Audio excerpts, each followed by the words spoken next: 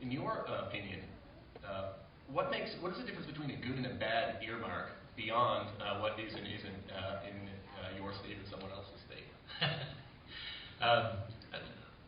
When they're talking about earmarks, bad earmarks, they're talking about what happened last year on the budget that was wrapped up too late and done comprehensively at the end of the year, so that there wasn't, the conference committee had a whole bunch of earmarks thrown in, $19.8 billion in earmarks thrown in there.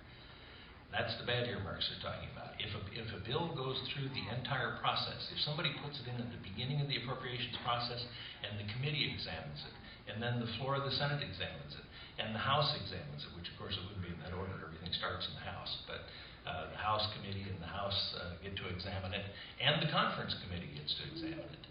If it passes through all of that muster, Senator McCain isn't considered an earmark, but it has to go through that process. If you drop it out of an airplane at the very end, it's the wrong thing to do.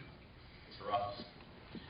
Well, I think there clearly are a lot of earmark type projects that have to be put in the federal budget cycle that probably are then exempt based on what Senator Enzi said and don't count as earmarks that we need. So clearly there are good ones and bad ones. I think we get the bad ones, though, from our federal election finance system. I think when you have as much PAC money flowing into the system as we do, when you have people running for office where 75% of their money comes from political action committees, then you're going to inevitably end up having an awful lot of earmarks, because that money has to get paid back somehow. But it isn't just earmarks. It's with wasteful legislation or legislation that's biased towards those political interest groups. So some senators in Congress use earmarks to sort of get their way and get their funding for the next election cycles. Others don't. Others use legislation that helps the political action committees that they represent.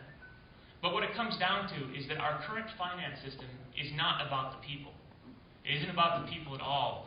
When you represent less than 10% of the total investment in a campaign, you, the people, represent less than 10% of the total investment in an election campaign, you're not the ones who are being listened to.